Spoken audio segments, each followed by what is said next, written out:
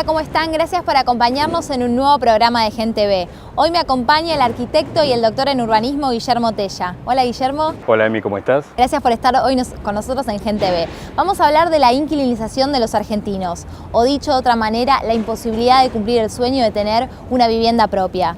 Pero no vamos a hablar de las viviendas sociales destinadas a los sectores de menos recursos, sino el acceso a la vivienda para los sectores medios. Efectivamente, hay un problema estructural, un problema crónico que segrega a un universo importante de nuestra población que está conformado por los amplios sectores medios que ofrecen enormes dificultades, aún teniendo un trabajo estable, de acceder al sueño de la casa propia. En nuestro país, de 1000 argentinos, solo 200 son los que tienen acceso al crédito hipotecario y son precisamente aquellos que no lo necesitan. Nuestro país necesita cerca de 4 millones de viviendas para dar respuesta a la demanda de la clase media. Y nadie les está construyendo.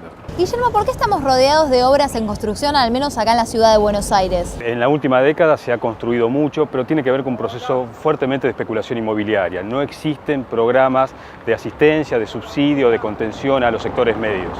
O sea que se beneficia el negocio inmobiliario. Sí, tiene que ver con un proceso especulativo de promoción de la vivienda, pero en términos de mercado. Si bien la vivienda digna es un derecho constitucional, en la práctica no está verificada como política de Estado. En Argentina y en el mundo, el ladrillo es el ahorro por excelencia. Sin embargo, apenas el 20% de la población puede acceder a una vivienda digna. Como no hay política de vivienda, los créditos hipotecarios no están pensados para quienes lo necesitan. Juntos vamos a ver cómo la clase media tiene grandes chances de perder los mejores años de su vida productiva sin cumplir el sueño de tener una vivienda propia.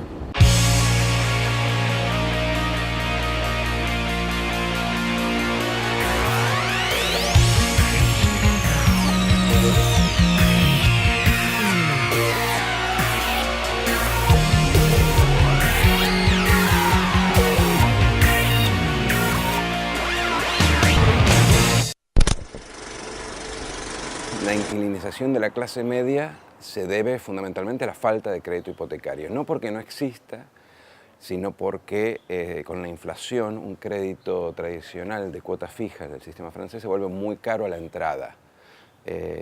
Y esto es simplemente por lo siguiente. Imagínate que vos tenés una inflación que te va erosionando la cuota, que es fija. Entonces el banco, para recuperar un retorno más o menos razonable, te tiene que cobrar mucho al inicio, de modo de compensar la erosión inflacionaria al final. Pero las condiciones de calificación para un crédito, entre otras cosas, implican que vos tengas suficiente dinero, o sea que la relación cuota-salario al inicio sea suficientemente baja.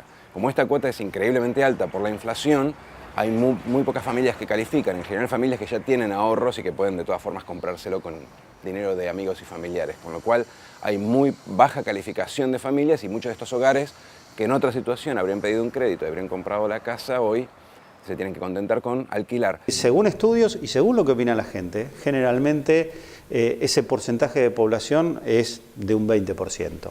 Poco más, un poco menos, pero es una porción bastante reducida porque los dos sistemas tradicionales por el cual se puede llegar a una vivienda o a un lote son o crédito o ahorro.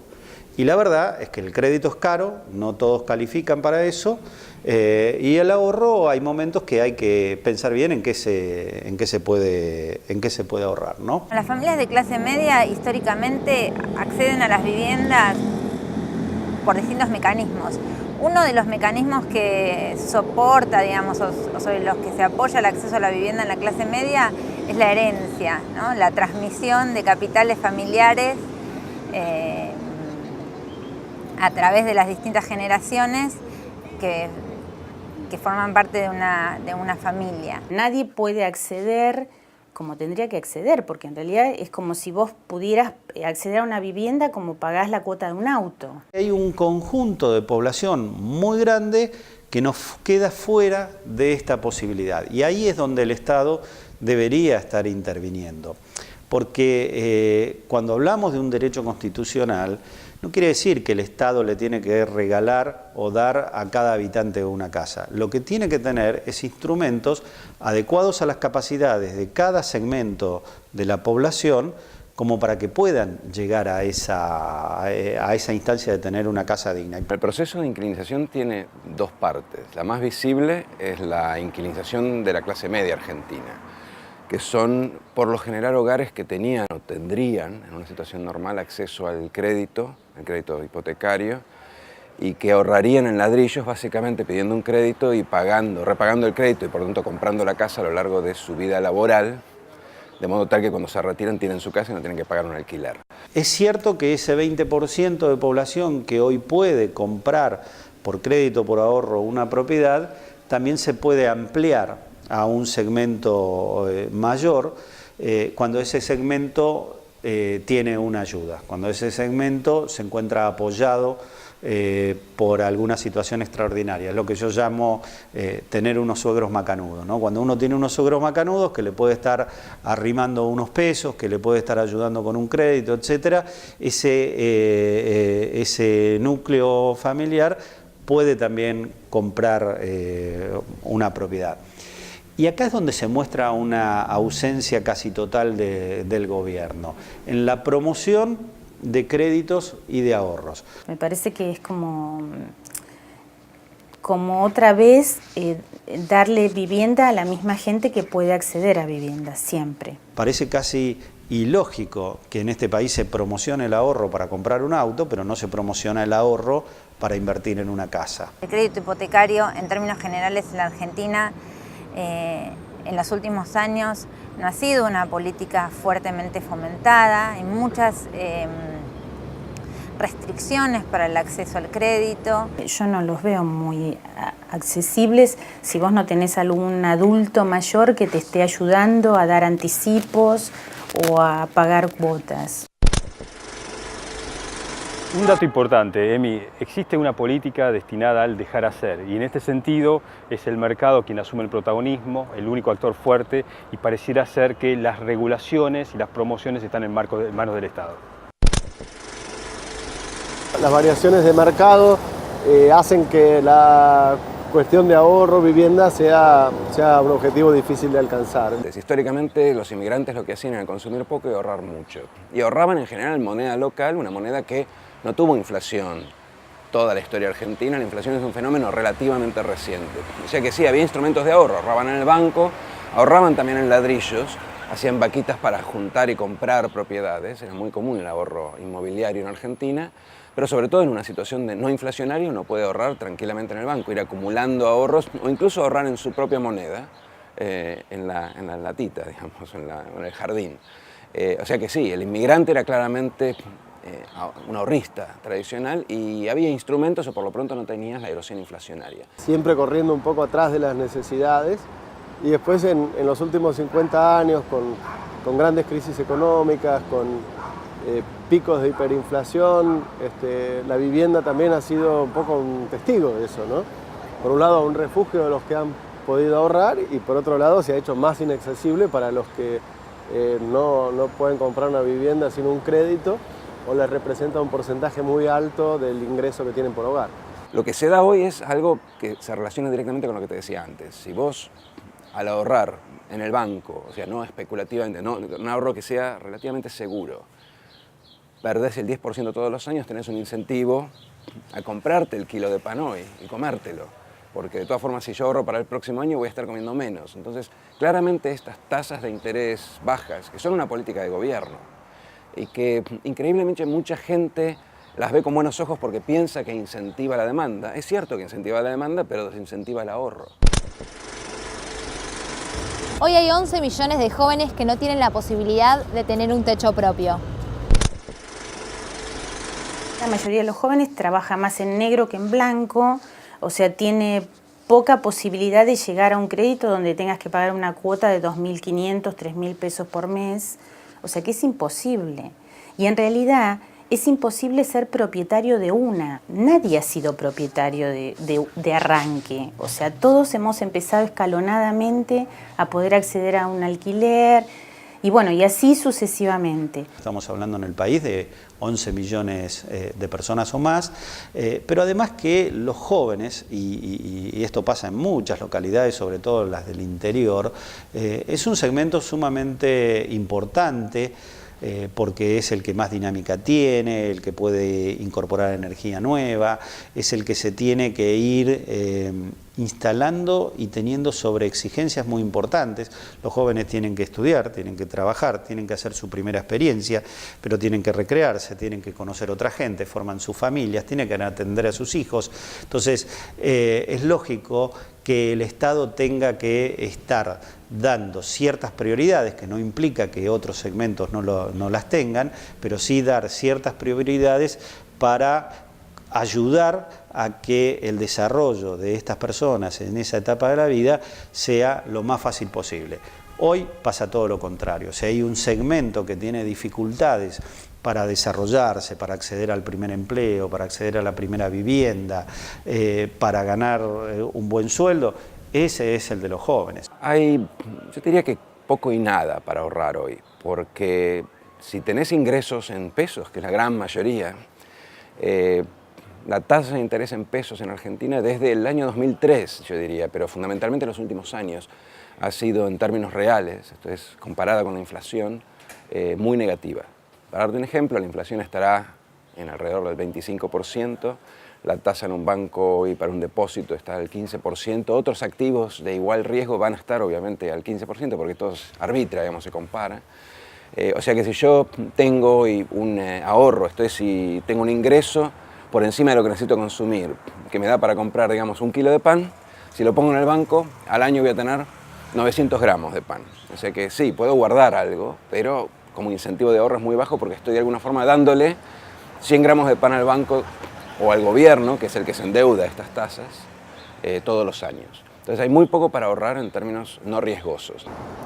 Sí, yo creo que la Argentina, por la historia conflictiva que tenemos en materia económica, lo que a veces da miedo es el ahorro, cuando existe la posibilidad, por supuesto, ¿no? Que en general estamos corriendo para llegar a fin de mes, pero cuando el esfuerzo de una familia puede tener un ahorro, es difícil saber cuál es el ahorro más seguro.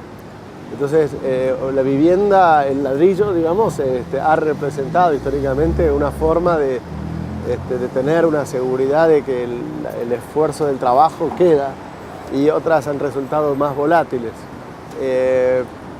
Pero también uno dice, bueno, lo que significa poner de alquiler todos los meses, si uno lo pudiera poner como cuota para comprar una vivienda, sería mejor.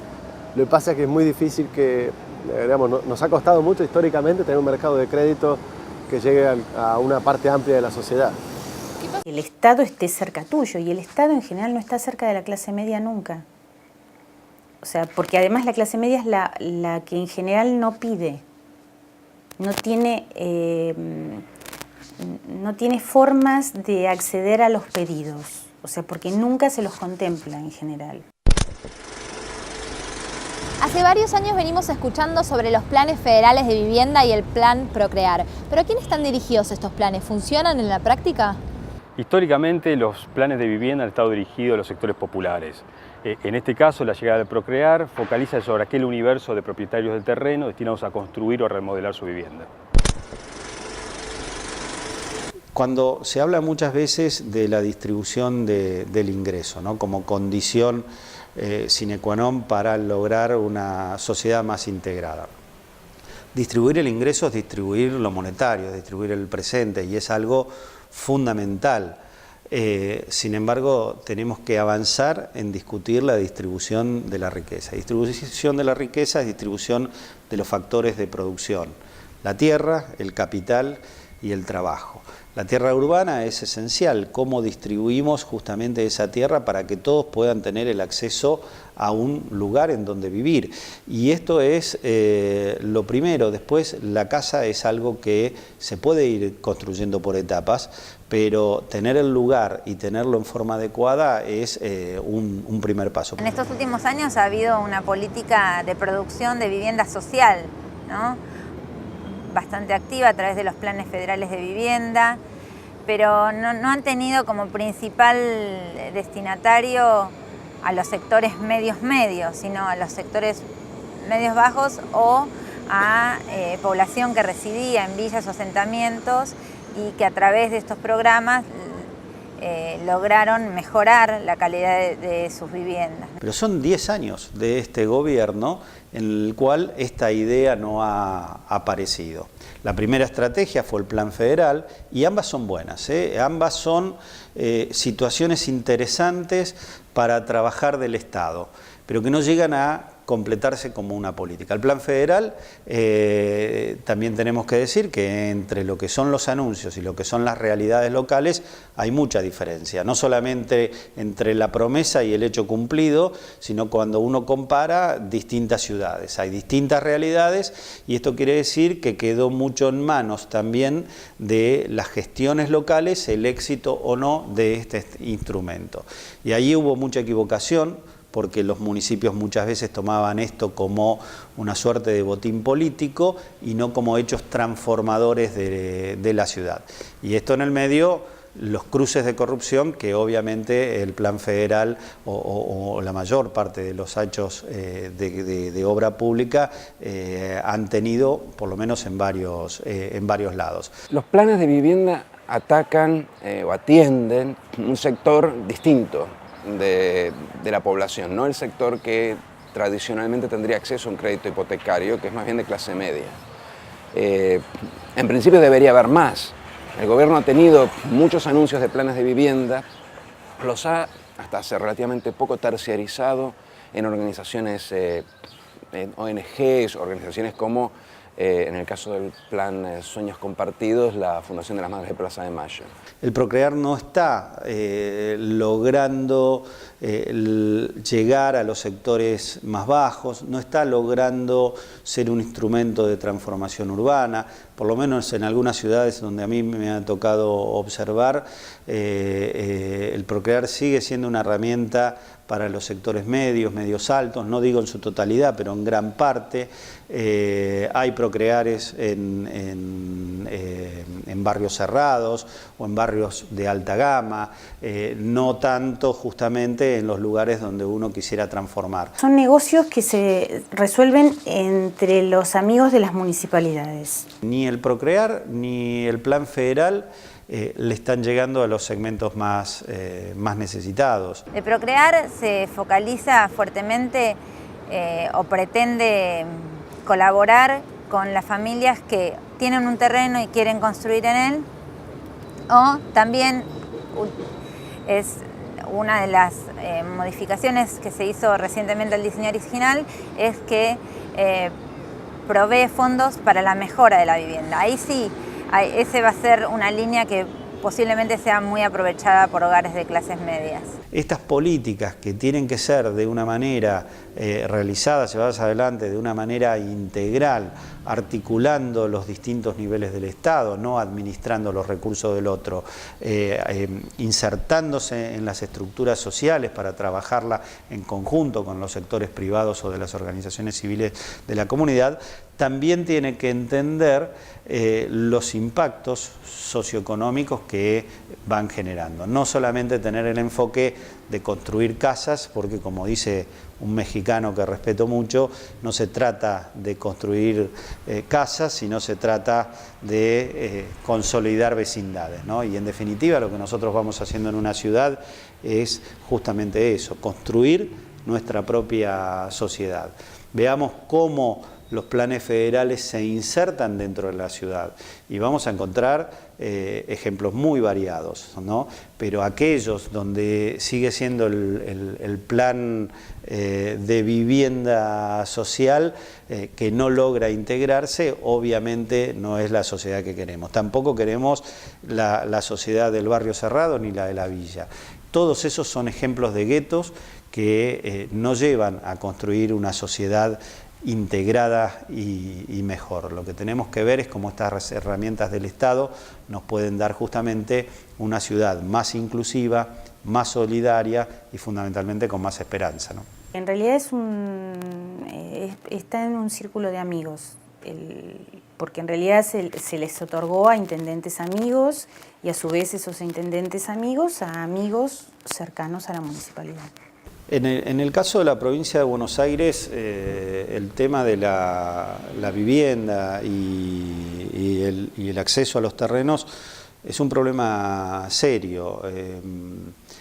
No solamente por la demanda que existe, sino que hay un gobierno que quedó al margen de la estrategia nacional, o de los aportes, mejor dicho, que ha hecho la Nación con el Plan Federal, donde básicamente se articulaba con los municipios, pero que además ha sido un claro promotor de la especulación inmobiliaria. Durante muchos años Scioli ni siquiera ha tenido ese pequeño sobrecargo de otras épocas sobre baldíos, ahora lo ha recuperado, pero además se ha promovido las expansiones urbanas fundamentalmente para barrios cerrados.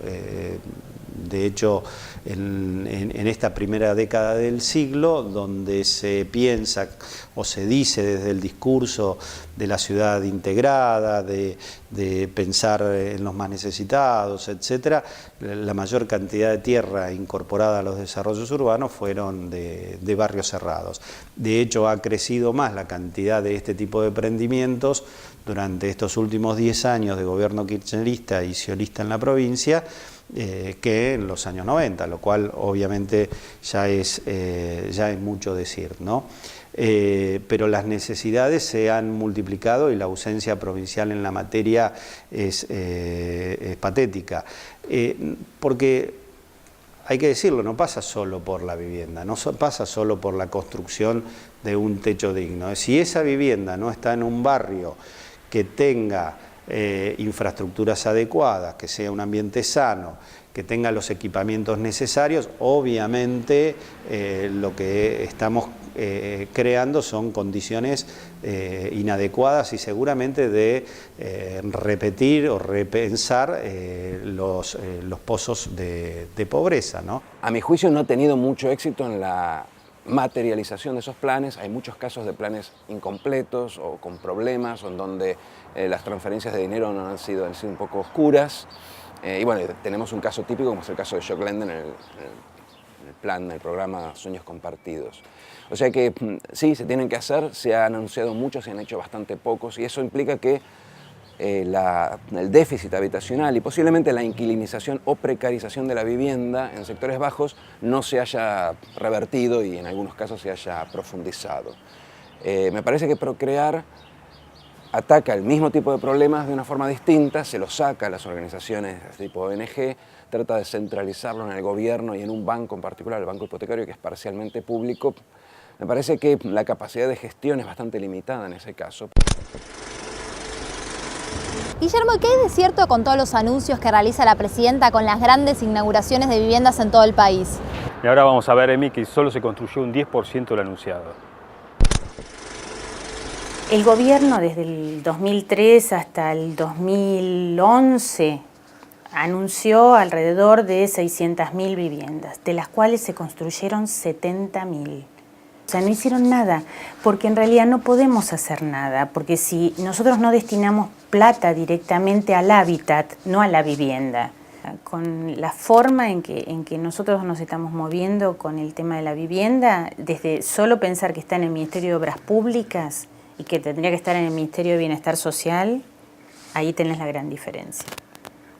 O sea, una es un negocio y otra va para la gente.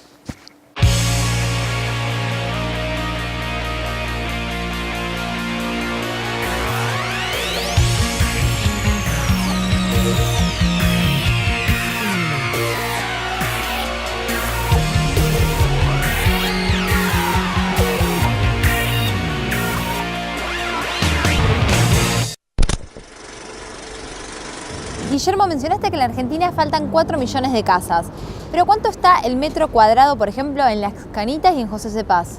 Emi, es un universo muy enorme, muy importante, muy extenso, depende de la cercanía a los servicios, al equipamiento, la accesibilidad del transporte público. Vos podés encontrar en José C. Paz por 10.000 pesos el metro cuadrado y en Las Cañitas 40.000. Entonces hay un montón de factores que inciden en el valor del suelo.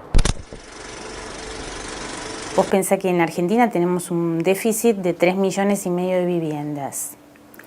Para que el déficit no crezca, habría que construir 150.000 viviendas anuales. ¿Cuáles deberían ser las políticas de Estado para garantizar el acceso, bien, en primer lugar, tener una visión integral entre todos los niveles del Estado, la nación, la provincia, el municipio, entender a los actores que trabajan en esto, qué es lo que pueden aportar. Muchas veces lo que pueden aportar es su propia tarea, su propio recurso, su representatividad, su experiencia.